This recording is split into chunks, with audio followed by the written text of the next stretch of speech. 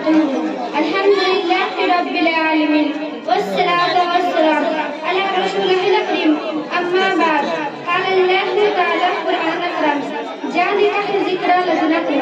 محترم سامعین حاضر جلسے، آج اس جلسے میں اسلام کی ایک اہم عبادت نماز متعلق کچھ عرض کرنا چاہتی ہوں۔ اسلام کی عبادت کے اندر بہت اہمیت حاصل ہوئی ہے اور نماز پڑھنے والے کو پڑھنے ثواب اور قرآن حدیث میں اندر آتی ہے، اور جو لوگ نماز کا پابندی نہیں کرتے، اس طرح سے نہیں دیتے اور نماز کا لاپرواہ ہوتے ہیں بغیر کسی متعلق عرض کی نمازیں جیسے ہی عید کی عبادت کی طریقے ان حق میں پڑھنے اور عید آئی ہے۔